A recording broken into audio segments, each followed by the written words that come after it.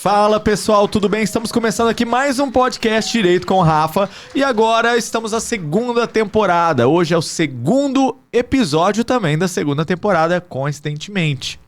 E trouxe um assunto diferente, mas já abarcando aqui na nova metodologia do nosso podcast, o podcast mais famoso aí do mundo jurídico. E hoje nós vamos conversar, na verdade, aqui com mães. Então eu trouxe do meu escritório duas advogadas que são mães, eu também sou pai recentemente. E os assuntos hoje vão ser relacionados à maternidade e ao viés que nós fazemos ali, a ligação dos nossos clientes com aquilo que nós vivenciamos no dia a dia. Porque convenhamos, depois que nós nos tornamos pais e mães, por mais compreensão que tínhamos anteriormente, muda todo o contexto. A percepção é diferente, a realidade é outra e tudo aquilo que eventualmente, por vezes, nós julgamos, agora passamos, na maioria das vezes, a respeitar. Então sejam muito bem-vindos ao podcast, não se esqueçam de se inscrever aqui no sininho e, meninas, se apresentem para quem não me conhece. Tô brincando, vocês estão no meu podcast, se vocês não me conhecem, ó, saiam daqui, tá? Meninas, se apresentem, eu acredito que todos conheçam já vocês, mas fiquem à vontade porque mudou a situação, né? Bom, vou iniciar então. Há um tempo atrás já participava aqui, né? Fiquei ausente alguns... Você veio até quase parir, praticamente ali, né? Foi até 8 meses que você participou aqui do nosso podcast e agora você retorna. Exato. Como mãe. É um prazer estar aqui novamente. Meu nome é Aline, eu sou advogada e também faço parte da equipe, né? Composta ali por várias mulheres também, do Dr. Rafael Gonçalves.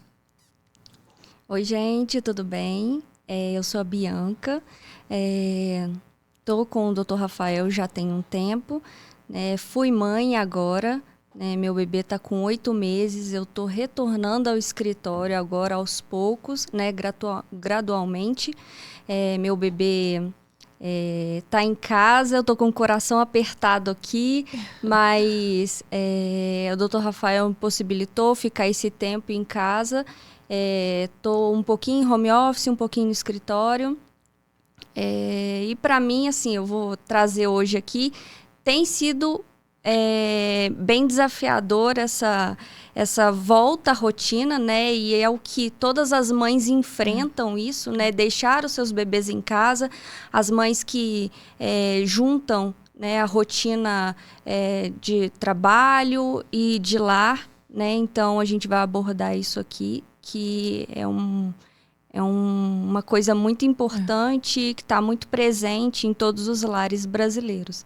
E até falando de rotina, Bianca, para aproveitar o gancho e já iniciarmos aqui um papo, eu quero ouvir de vocês duas o seguinte: como foi o retorno?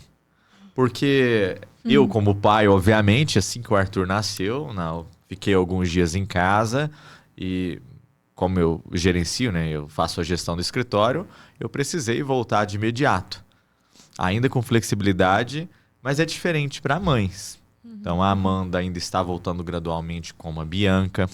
A Aline já teve que voltar um pouco antes, né? Assim que terminou o período.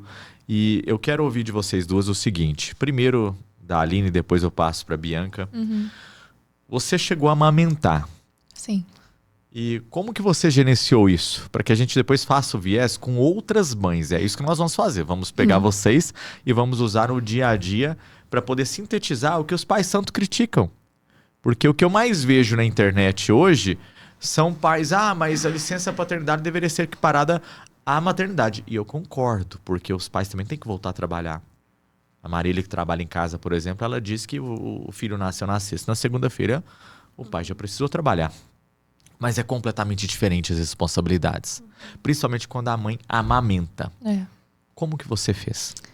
Bom, eu tive sorte, né, de não ser uma advogada autônoma no início, porque se eu fosse autônoma, eu também teria que voltar imediatamente, né, a rotinas de audiência e trabalhos. Mas a Luísa iniciou na creche com 6 meses, né, e eu amamentei até 11 meses a Luísa. Então, eu quis mesmo ter essa oportunidade de amamentar. Eu sei que muitas mães não conseguem por diversos fatores, mas graças a Deus deu certo. E quando eu voltei para o escritório, né, eu tive 2 tempos. Então, eu ajustava a rotina, né, para ir até a escolinha dela e amamentá-la lá. Tive esse apoio também. E eu fazia todo aquele trabalho de colocar o leite no potinho. E aprendi como armazenar esse leite no potinho de vidro. Levava também para a escolinha dela. Tive apoio da escolinha para darem o meu leite, porque eu não queria que ela tomasse fórmula. Eu considerava a amamentação, considero, né, muito importante para a criança, e mantive essa rotina corrida, muito corrida mesmo, porque às vezes a escola é longe do trabalho. Eu sei que muitas mães enfrentam isso, né? Às vezes nem compensa ir na escolinha para amamentar, mas é um direito, tá, gente, das mães, ter esses 2 períodos de amamentação de meia hora. Eu sei que a legislação colocou isso, mas ainda é pouco, né? 30 minutos. Mas é tempo para você chegar num lugar normalmente. Exato. É um tempo curto, mas eu consegui conciliar isso até 11 meses, porque 11 meses meu leite secou naturalmente. Senão eu teria amamentado a Luísa até hoje. Ela tá com 1 ano e 10, teria até hoje. É até bom você falar, tocar nesse assunto, porque o que, pelo menos eu, na condição de advogado, mais percebo dentro dos processos jurídicos é juízes que não são resilientes com a maternidade. A Organização Mundial da Saúde, ela fala que a maternidade, que a amamentação não tem um tempo específico. Exato. Que a mãe pode gerenciar a maternidade e a amamentação pelo tempo que ela achar necessário, porque não há nenhum mal imposto em, às vezes, a criança amamentar um pouco mais.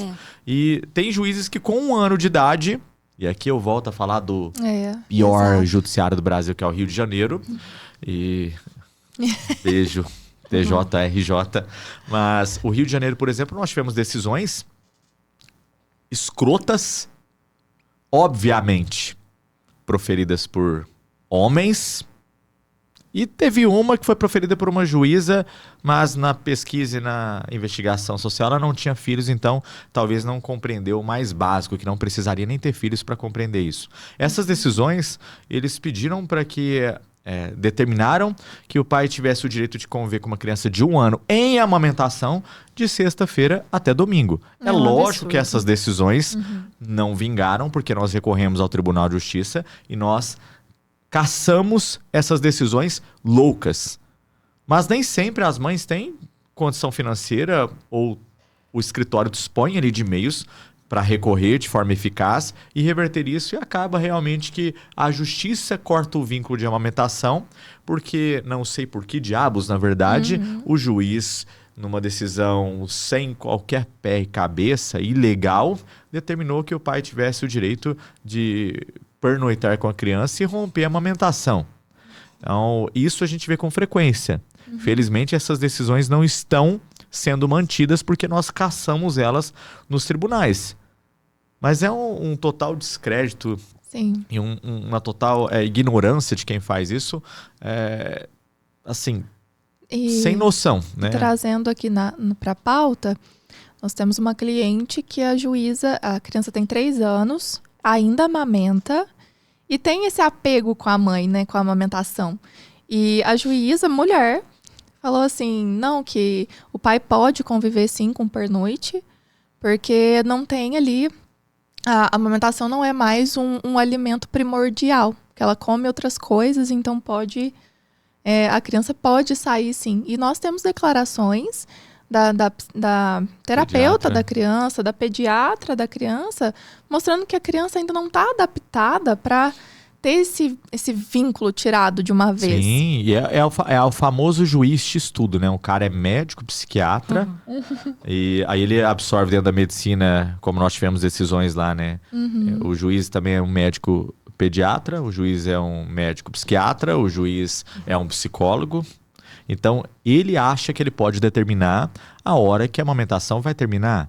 Sendo que a jurisprudência majoritária fala que a amamentação deve ser respeitada. Ninguém está falando aqui em pedir convivência, antes que venham aqueles homens escrotos aqui nos meus comentários falar baboseira. Ninguém está falando isso. Vocês têm direito de conviver. Só estamos falando para que preserve a amamentação, porque isso é saudável para a criança. Um pai que não compreende o quão saudável, o quão importante é a amamentação para a criança, e como você disse, né, salvo as exceções de mães que não conseguem amamentar, é porque o cara realmente não está se importando com a criança. E agora eu pego um viés aqui da Bianca. Bianca, como que você está voltando gradualmente, né? No meu escritório eu compreendo a importância ali da mãe ficar um período maior também com a criança. Você está fazendo home office e também fazendo híbrido, na verdade, né? A convivência híbrida. Mas a pergunta é a seguinte: como que você está conciliando a amamentação, o Gabriel, nos cuidados diários, os atendimentos às nossas clientes, e o que mudou, principalmente, a sua visão desde o momento em que você foi mãe? Bom, inicialmente eu vou falar que a orientação é que a amamentação ela permaneça no mínimo até os 2 anos de idade. OMS, né? Inclusive. A OMS. Então, assim, eu sempre, desde o início, tinha isso na minha cabeça, que eu queria amamentar o meu filho, que eu queria o melhor para o meu filho, né? E graças a Deus estou conseguindo proporcionar isso. A amamentação foi muito difícil no início. Tá, assim, o meu filho custou a pegar o peito, claro, é um bebê, né, ele tá aprendendo, Sim, eu tô aprendendo também, então, assim, foi muito difícil mesmo, mas graças a Deus ele tá amamentando até hoje, agora já começou a introdução alimentar, né, mas mesmo assim, gente, o bebê, ele fica muito grudado na mãe, outras pessoas tentam me auxiliar de alguma forma, o meu esposo ficar com a criança, mas o bebê tem horas que ele só quer a mãe. À noite, o meu bebê específico, né, várias vezes ele chora e não adianta outra pessoa pegar o bebê. Ele quer a mim, ele quer mamar. Às vezes nem mamar, ele quer o meu cheiro. Só de, às vezes, eu entrar no quarto, o meu bebê, ele já identifica que é a minha mãe que está entrando, então eu quero colo. E agora eu tô conseguindo soltar um pouquinho, né? Com dor no coração, mas meu bebê tá em casa com uma babá e eu tô voltando aos poucos pro escritório, né? Mas assim, tô conseguindo conciliar a amamentação. Eu deixo leite, tô começando a deixar leite armazenado para ele, né? A babá, quando tem necessidade, tira o leite, mas também, mesmo assim, eu amamento sempre que posso. No horário do almoço eu tô amamentando, na parte da tarde eu tô amamentando, e mesmo assim tem sido bastante complexo, porque ele quer ficar o tempo inteiro comigo, quer atenção o tempo inteiro. Então, assim, é muito difícil conciliar, né, o dia a dia. E muitas das vezes eu tô fazendo algumas coisas até depois que ele dorme, que é o único horário que eu tenho mesmo, exclusivo para mim, né? Porque no resto do dia é ali um grudinho comigo, né? E é puxado. Eu imagino. Inclusive, puxando o gancho aqui, né?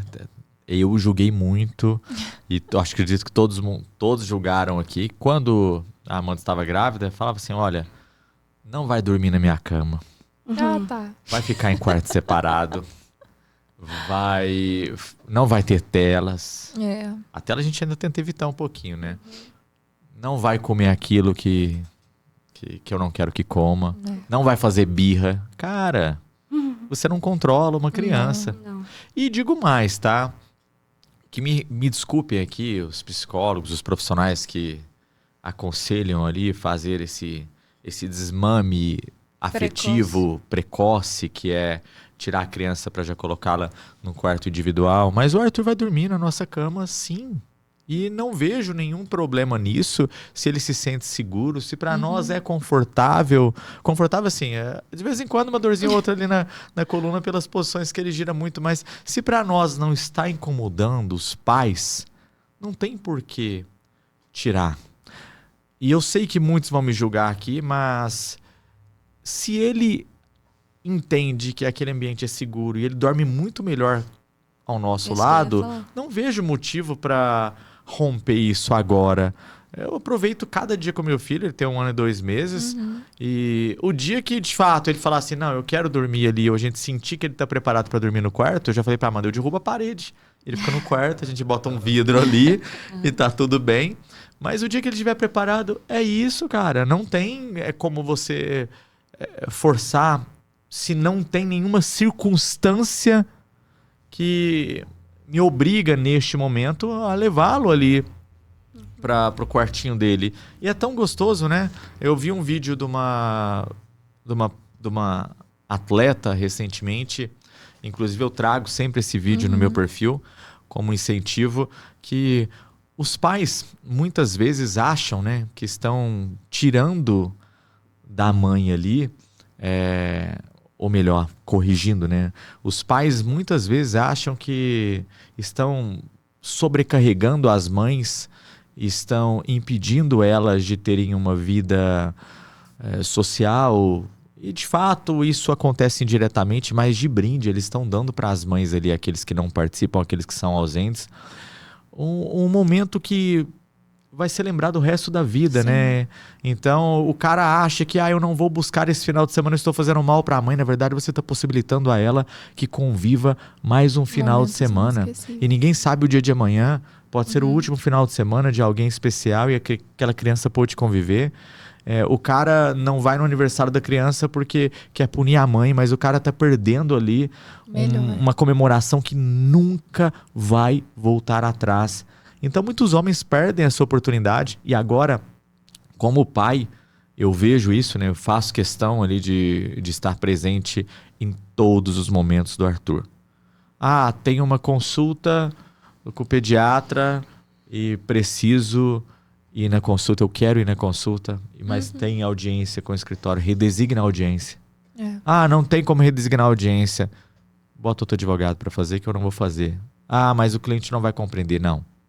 Minhas clientes vão compreender, porque elas são mães. E eu quero estar presente. O Arthur caiu e eu fiquei preocupado e eu tenho uma consulta. Cancele minha audiência, cancele minha consulta.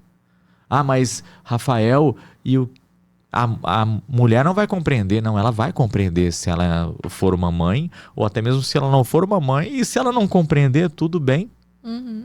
Então nem sempre aquilo que os pais ausentes fazem para punir a mãe é uma punição, porque ele está proporcionando à mãe, ele está dando de presente para a mãe um dia a mais de convivência, um vínculo a mais. E essa criança vai lembrar disso, porque os filhos observam absolutamente tudo. Eu sei que a maioria das mães muitas vezes esperam ali que os filhos reconheçam isso o quanto antes e carregam esse peso. Será que eu estou sendo uma boa mãe? Será que meu filho vai me perdoar por não ter constituído uma família, por não ter mantido uma família? Será que eu estou sendo uma boa mãe e o meu filho às vezes está sofrendo por não ter um pai? Olha, os filhos observam tudo. Eles inclusive superam mais rápido do que os pais. E vai chegar um momento, quando o filho estiver ali um pouquinho mais velho, 10, 12, às vezes na adolescente, às vezes demora um pouco mais, inclusive, mas ele vai chegar para a mãe e de forma indireta, às vezes sem nenhuma palavra, porque a mãe reconhece os sinais, ele vai agradecer. Ele vai falar assim, obrigado por você sempre estar aqui. Porque ele sabe quem sempre esteve com ele por amor e quem sempre esteve por obrigação. E pagar pensão não é mais do que obrigação. Os filhos querem presença. Presente qualquer um dá. E puxando um gancho, né, do que você está falando, nós temos que falar também do maior índice, né, de divórcio quando a criança ainda está ali na faixa de 0 a 1 ano de idade. E o quanto é solitário também para algumas mães que mesmo casadas, né, elas cuidam mais da criança, despendem mais do cuidado com a criança e os conflitos que gera, né? Porque às vezes... Se você não separou do 0 a 1 ano, você não separa mais. Exato. Porque assim, tem conflitos de... eu quero fazer isso com a criança. O pai, não, eu quero fazer de outro jeito. Até se adaptar, né, a essa rotina, essa nova rotina, né? A mulher tá sensível com a amamentação, porque ninguém fala, né, o tanto que é difícil você amamentar uma criança, cabelo caindo, E as mulheres olham pro espelho, porque eu me senti assim também, gente. Eu amo minha filha, foi maravilhoso cada momento. Não me arrependo de absolutamente nada. Mas teve momentos que eu me senti assim, feia, me senti. Parece que eu perdi minha identidade, né? E se você não tem ali um relacionamento sólido com a pessoa, vocês não estão alinhados, nós vemos muito divórcios acontecendo, né? E, inclusive, você falando que a criança observa tudo, de fato observa, porque se o pai, ele trata mal a mãe da criança, casado com ela ainda, mesmo que a criança tenha 1 aninho, 2 aninhos, eles já sentem essa energia. Sim, brigar na frente de criança é horrível. Exato. E quando separa, às vezes o judiciário acha que a criança já está adaptada com o pai. E não, a criança não quer ir, justamente porque ela sentiu toda essa energia pesada. E um ponto importante, né? Aqui é uma opinião pessoal minha, com base ali nos atendimentos que nós fazemos diariamente, né? O cara que abandona a mulher, seja namorada, seja noiva, seja esposa, logo após o nascimento da criança, até 1, 2 aninhos da criança, é um tremendo de um mau caráter, me desculpe a expressão, porque ele vai pegar todos os viés. A mulher está com os hormônios alterados, está numa fase ruim para ela, aquela dificuldade de se localizar, a perda de identidade, cabelo caindo, às vezes voltando o corpo do jeito que era, em amamentação, com privação de sono, sem rede de apoio na maioria das vezes, e muitas, inclusive, são mães atípicas. E o cara, no momento em que a mulher mais precisa, porque é ali que ela precisa, o cara simplesmente resolve abandonar a relação, porque além de covarde, foi um fraco. Porque para você passar essa fase, quem é mãe sabe, quem é pai sabe, é complicado. Porque tem pequenos litígios, sim, na relação. Há aquela pequena desorientação, porque, principalmente quando é o primeiro filho, né, ambos não tinham aquela experiência. Mas o homem que sujeita a mulher a passar esse período sozinha, sem qualquer apoio, ele já deixa claro como será a paternidade. Porque eu falo aqui de forma bem sincera, quando você machuca a árvore, você prejudica o fruto. Exato. E nesse momento, a árvore está caminhando para ter um fruto maravilhoso e você vem dar uma machadada nessa árvore. Então, o homem que não tem essa percepção básica, ele nem pode ser chamado de homem. Depois muitos questionam quando a criança chega numa certa idade e não quer ir com o pai. Poxa, quando eu mais precisei, a criança inclusive, e a mãe mais precisou, você abandonou. Porque os caras não querem ter responsabilidade, convenhamos. Porque ter um filho, quando você está num relacionamento, é privação de sono para ambos. Pelo menos quando o pai é responsável. Essa noite, por exemplo, o Arthur acordou 5 vezes. Então, eu estou firme e forte todos os dias pela manhã no escritório, muitas vezes com energético, porque eu tenho uma regra com a Amanda que eu acordo, eu faço mamar, e o mamar tem que ser feito na hora ali, a aguinha quente, enquanto a criança chora, troca a fralda, e nós vamos alternando isso ali. Nunca, em nenhum dia da vida do Arthur, eu deixei de fazer isso enquanto estava ali no mesmo quarto. Em algumas situações, eu precisei fazer isso durante a noite toda. Em outras situações, a Amanda precisou fazer durante a noite toda. Mas sempre com o apoio do outro, pelo menos para fazer o mamar, para buscar alguma coisa, para trocar a fralda, para dar medicação. Então, assim, é muita sacanagem do cara não ter essa percepção, como você disse, num ano de maternidade. Exato. E, Bianca, o que você, antes da maternidade, tinha dificuldade de compreender em relação aos clientes, que hoje talvez você consiga compreender melhor? Um ponto seria em relação à amamentação mesmo. Por entender, às vezes, que a criança já com a complementação de alimentação, com a introdução alimentar, né, a amamentação poderia ficar um pouco mais ali de lado, mas hoje eu entendo que a amamentação é muito importante, né, e não faz sentido a criança ficar sem a mãe nesse inicinho, porque o vínculo é muito forte, a criança faz muita, assim, é muita pegada, gente. Eu não consigo externar, assim, para vocês, pelo menos eu com meu filho.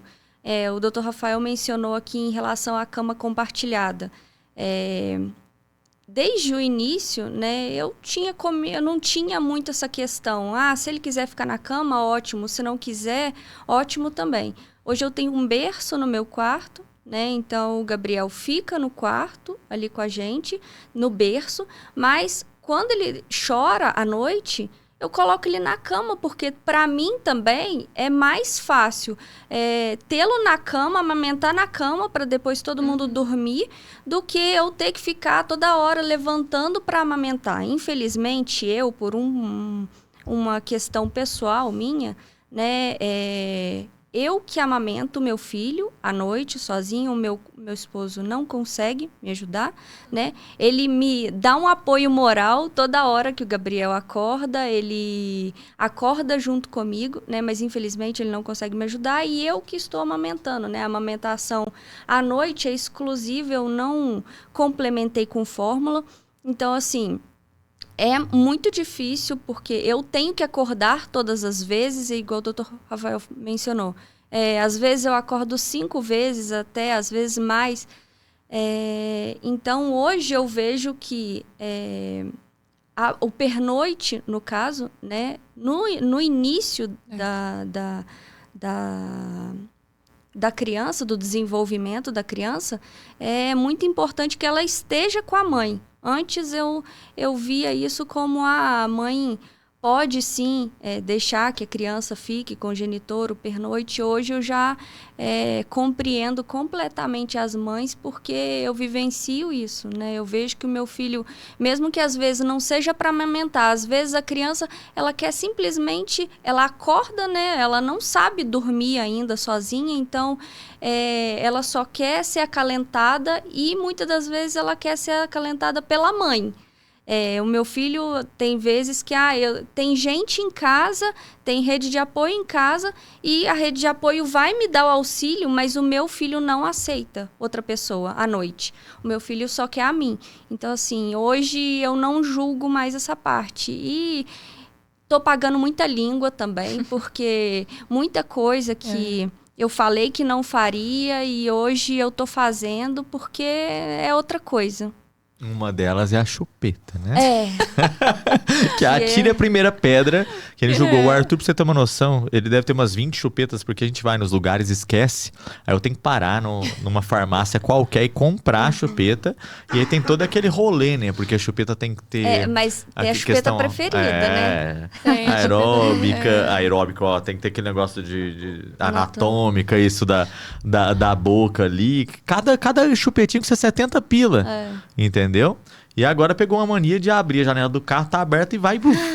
E joga a chupeta. Aí joga a chupeta. Mas aí o papai deixa chorar também. Se já pra trás jogou a chupeta, agora é só esperar chegar numa farmácia. Nossa. Olha o tamanho do carro pra me estacionar.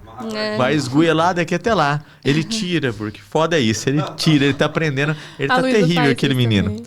Mas, pegando esse gancho que você falou, né? E eu sempre gosto de deixar aqui. Eu sou o pai, que fique claro isso. Porque a maioria acha que não. Porque, o Rafael fala dos pais, da paternidade de forma genérica. Pessoal, pelo amor de Deus, eu não falo de forma genérica. Se alguém está falando mal do Palmeiras e eu não sou palmeirense, eu não entro na discussão. Se alguém está falando mal de um determinado carro e aquele carro eu não conheço, eu não entro na confusão. Você só veste a carapuça que lhe serve. Eu nunca vi um bom pai vir no meu perfil e falar assim: Rafael, não é assim, você tá sendo escroto. Nunca vi. Normalmente quem vem é porque em algum momento se sentiu ofendido. E você não se ofende com aquilo que não é pra você.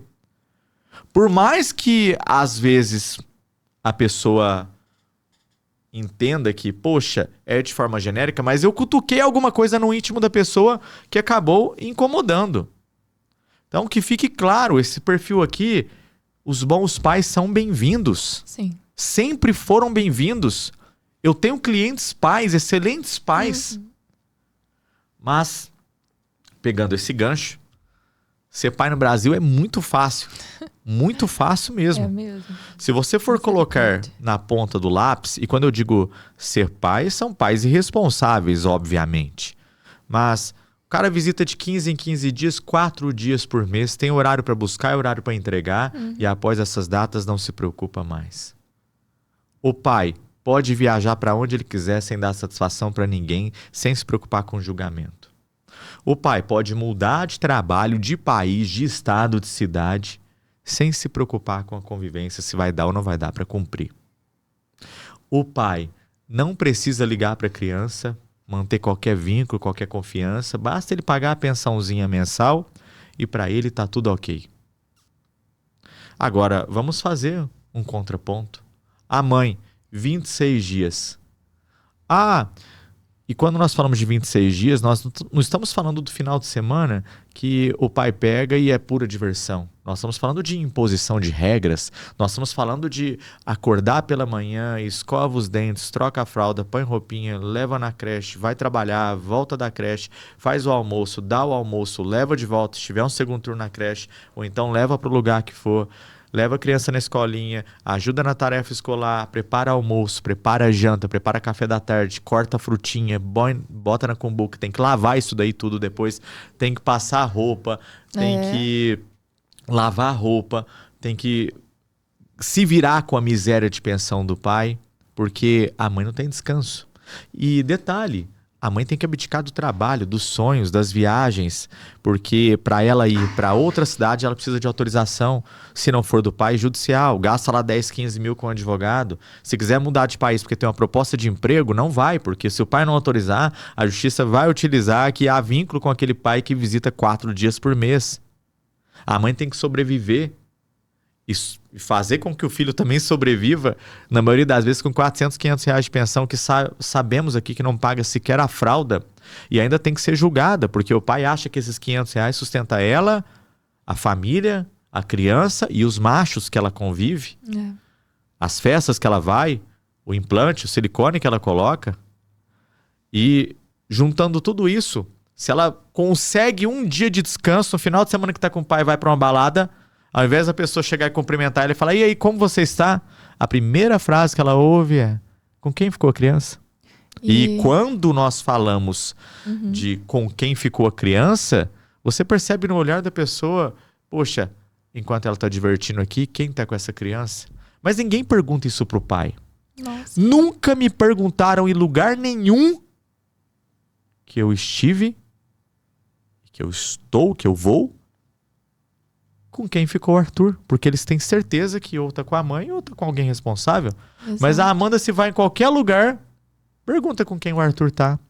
Então, assim, é muito fácil ser pai. É muito fácil você deitar na cama e fazer um filho. Qualquer um faz, até um escroto, um bostinha faz. Mas você levantar da cama e ser pai, se comportar como pai, é o que diferencia o homem do moleque. E esses que são pais são bem-vindos aqui. Os que não são pai, que me odeiem, enfim, que façam inferno aqui.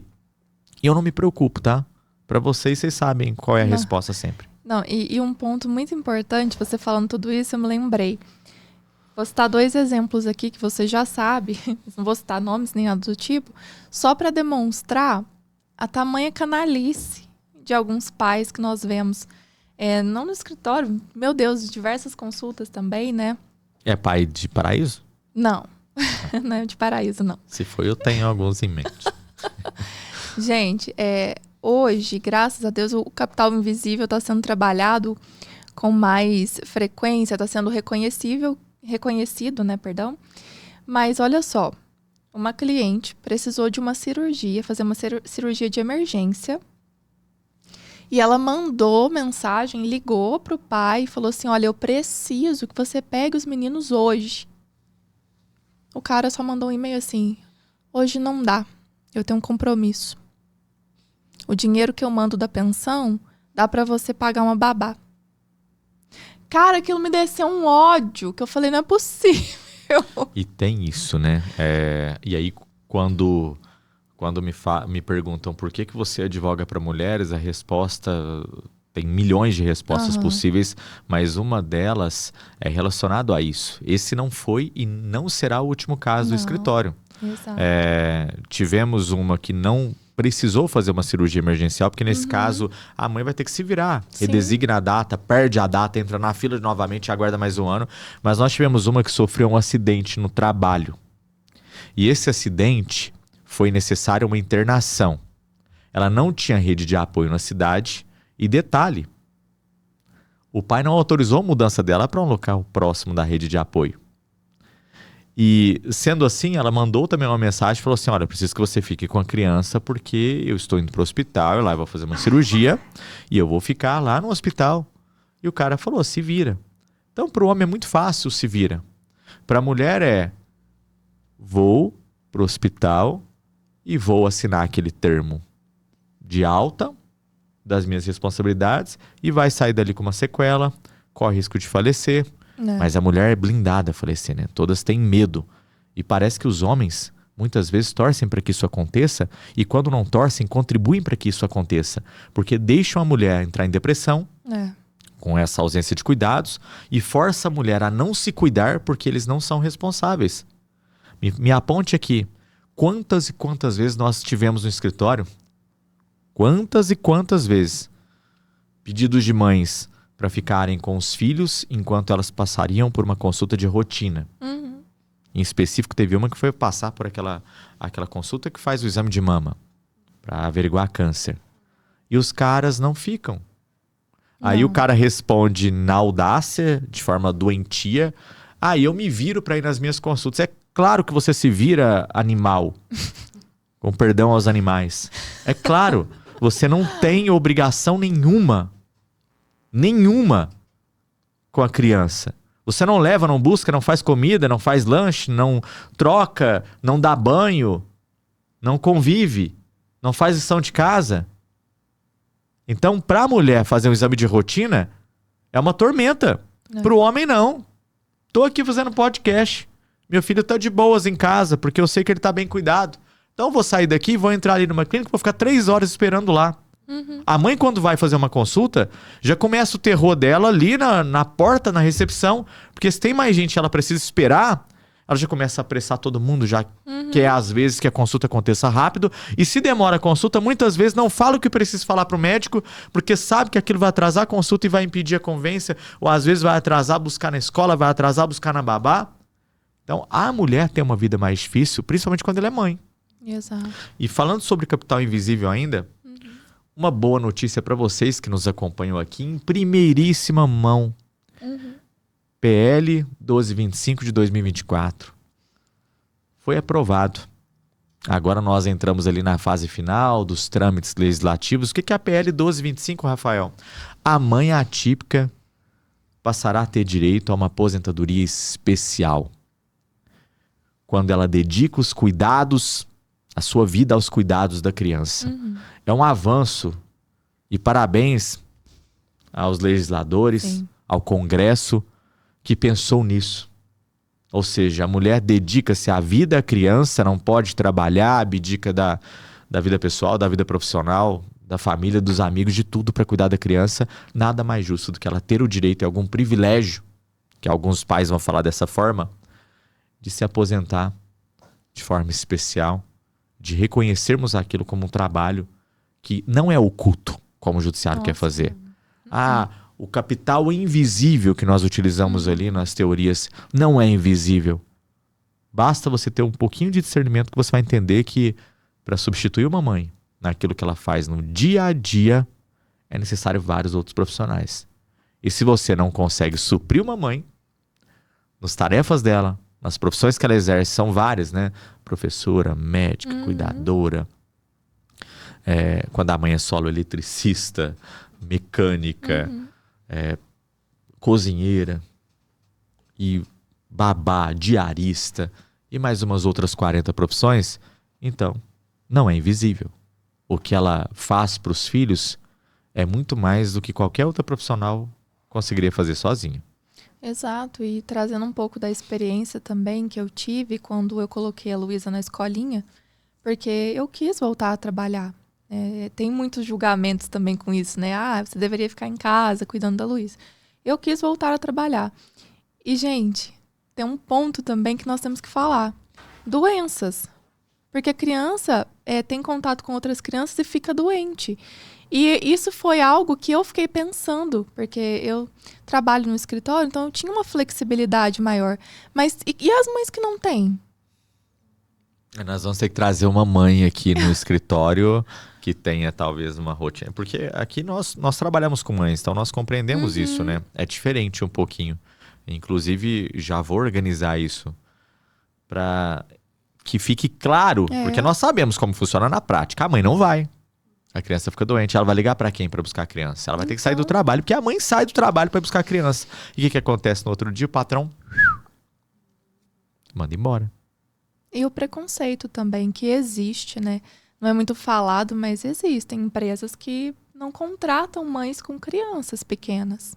Porque sabe que tem grande possibilidade da mãe pegar ali uma licença pra criança ficou com uma doença uma semana.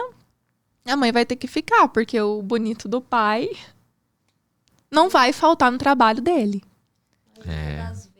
Não é uma semana só, né? Às vezes emenda, pegou na creche numa semana, mão, pé, boca. Aí na outra semana foi e pegou outro vírus, outro resfriadinho, né? Então acaba tendo que emendar uma coisa na outra. É muito complicado mesmo. E que ninguém fala, mas vocês sabem. E eu sei. Esses dias pra trás eu cheguei no meu escritório acabado, com o olho roxo. Que eu e a Amanda, nós não dormimos porque o Arthur pegou um resfriadinho, o nariz entupiu. E aí ele gosta de dormir com chupeta. E aí ele tentava sugar, o narizinho interrompia, ele cuspia chupeta, chorava, acordava. Aí todo aquele trâmite pra ninar, pra dar uma mamar. Faz inalação. Eu acordei 4 vezes pra fazer inalação. E a mãe tem que trabalhar no outro dia.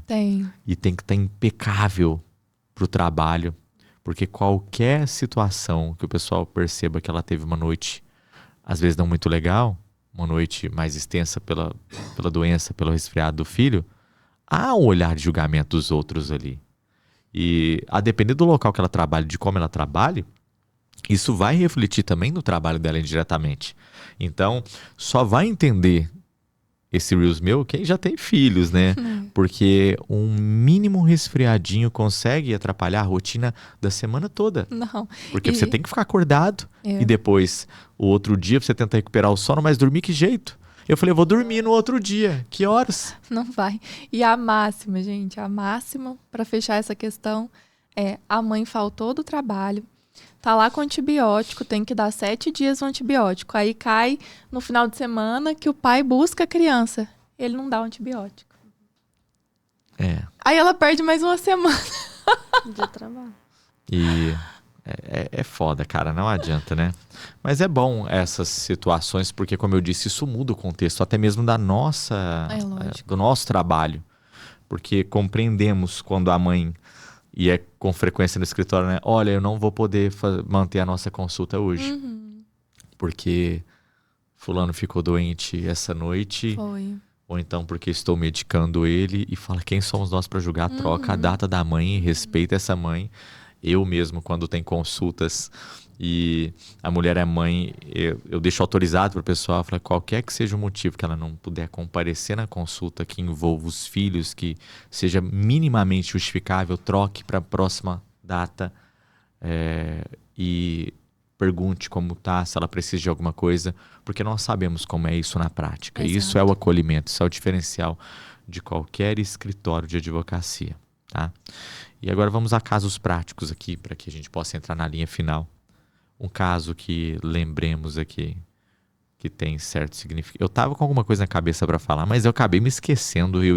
Ontem a doutora Aline mencionou para mim uma cliente nossa que nós estamos com o divórcio, alimentos, guarda e convivência, né? A gente já vem há algum tempo nesse processo dela de divórcio e a mãe agora precisou conseguir um emprego em outra cidade, né?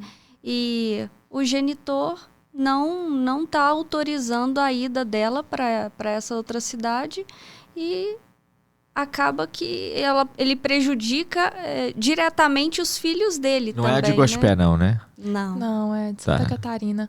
Mas Que é de Guaxupé eu fui ousado, mas é lógico que tem toda uma nuance processual. Eu falei, vai.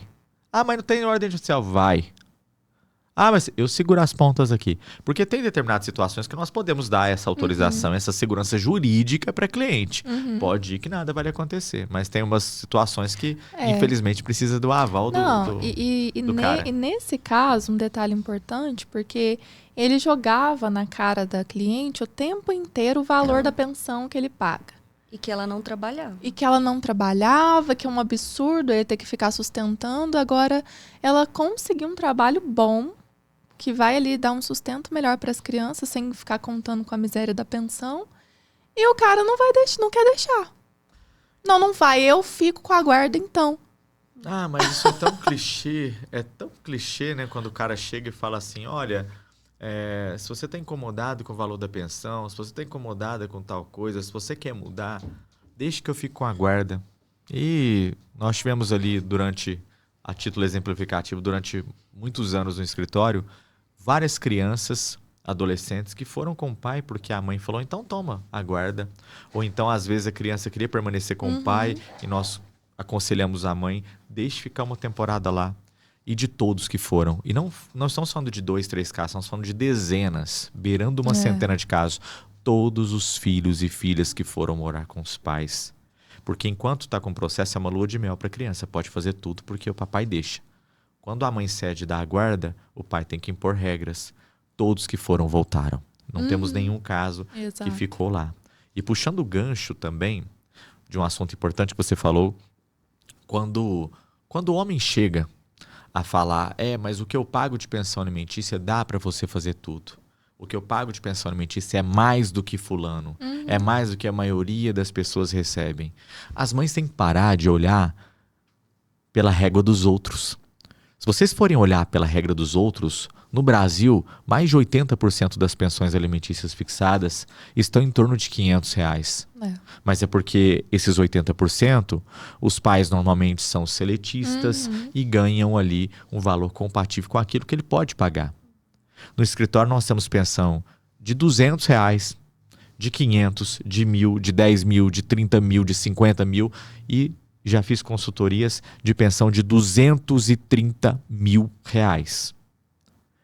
Em todas as situações, a mãe dessas pensões maiores, que recebe pensões maiores, elas sempre questionam, Rafael, será que não é muito? Porque às vezes eu fico constrangido até de pedir uma revisão. Você sempre tem que medir pela régua do pai da criança. Se o pai da criança ganha mais, ele vai pagar mais. Se o pai da criança tem um poder aquisitivo, um padrão de vida melhor, o seu filho vai ter que ter o padrão de vida melhor. Então a régua é a do pai. Recebe 300, 500 reais quando o pai não recebe tanto. Mas recebe 20, 30 mil de pensão quando o pai tem uma remuneração de 80, 100 mil. Recebe esses 230 mil de pensão quando o pai tem um faturamento ali bilionário. Então, um pai que vai visitar o filho, por exemplo, de helicóptero, vocês acham razoável que o filho ande de transporte público? Não. O pai, por exemplo, que tem 2 Ferraris na garagem, que coleciona carros de 2, 3 milhões de reais, que tenha ali... não vou usar, que senão vai ficar muito na cara quem é, porque a pessoa é famosa, né? Mas que tenha ali um poder aquisitivo estrondoso. Vocês acham justo que o filho também não use marca? Que o filho também não more numa residência boa, numa casa boa? Que o filho não tenha seguranças? Se o pai anda com 8, 10 seguranças em todo qualquer evento que vai? Então, assim, medir pela régua dos outros, você sempre vai achar que o que você recebe é uma bênção do pai. Você tem que medir pela régua do pai. Se o pai tem condição de pagar X, que ele pague X. E o restante que recebe menos, é porque o pai não tem condição financeira de pagar. Exato. E na defesa desses pais, eles sempre colocam assim, porque esse valor aí é enriquecimento ilícito. Que enriquecimento ilícito? Que diabo de pessoa vai querer... desculpa até a expressão aqui, mas que mãe que vai abdicar da carreira, vai abdicar da vida pessoal, vai permanecer no lugar que ela não quer estar, porque dificilmente vai mudar sem suprimento de vontade, vai deixar de sair, vai fazer absolutamente tudo em prol da criança e, como consequência, vai querer trocar tudo isso por uma pensãozinha mequetrefe, porque normalmente os pais que falam que a mãe enriquece ilicitamente com pensão, não é aquele cara que paga 60 mil de pensão e que teria direito a uma prestação de contas mais pontual, mas é o bendito que paga R$1.000 de pensão.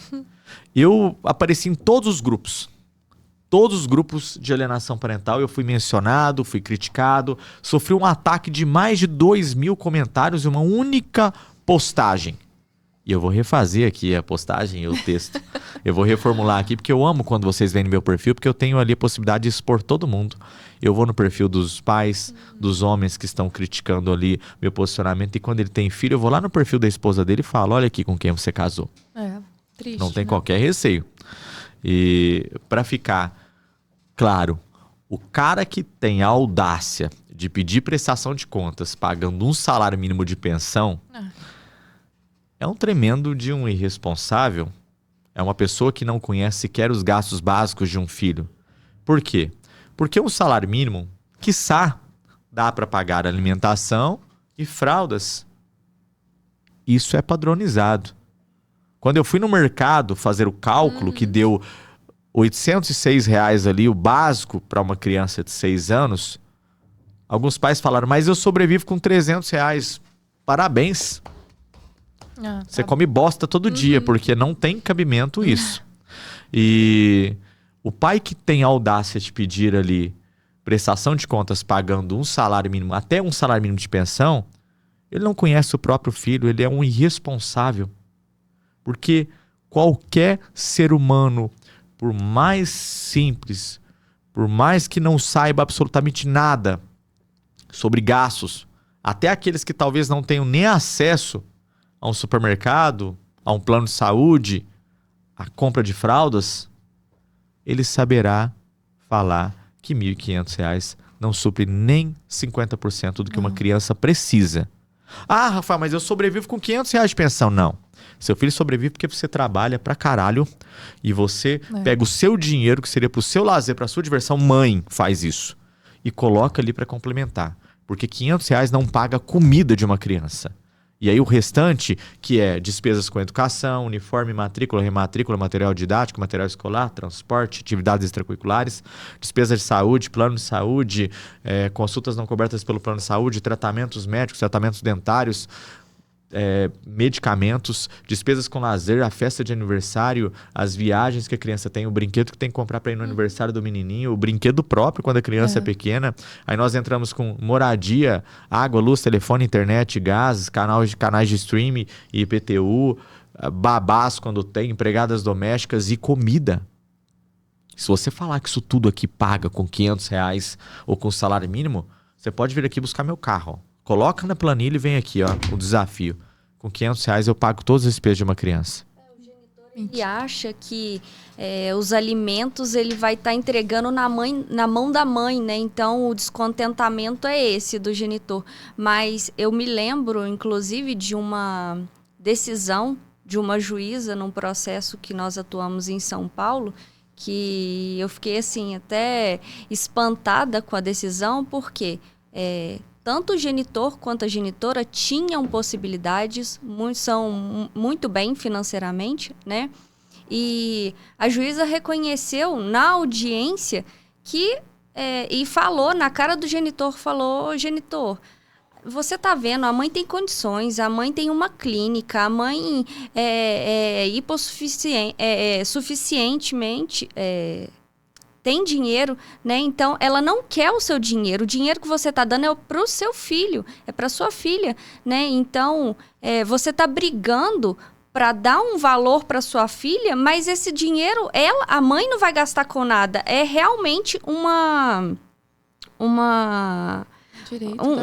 um direito, e você está investindo na sua filha, né? Não é para a genitora. Você está vendo aqui, a genitora tem X, Y e Z, ela tem a clínica dela, tem dinheiro. Então, assim, ela está brigando por uma coisa da filha dela e não para ela, né? Então, eu acho que os genitores, eles têm em mente que, vou dar esse dinheiro para a mãe. Não é para a mãe, é para a criança, né? Então... É isso, cara. E não adianta a gente desenhar. E normalmente a gente tá desenhando no visual lá. E pra encerrar, eu vou fazer uma loucura aqui.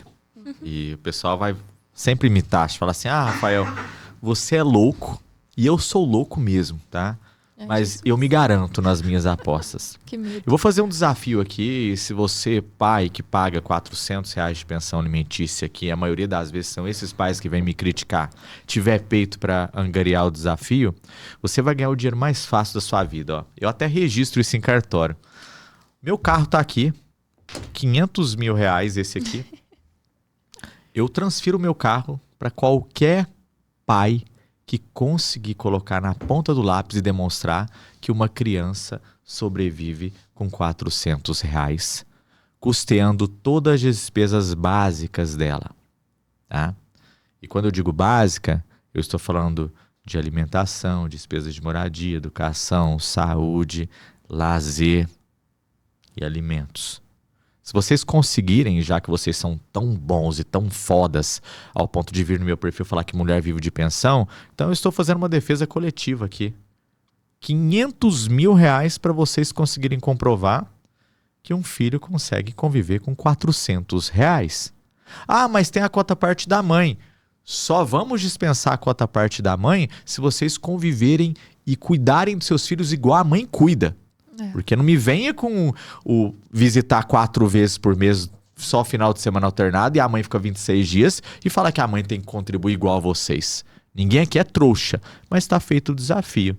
E se eu achar alguém, vocês sabem ali, que podem, inclusive, cobrar isso judicialmente.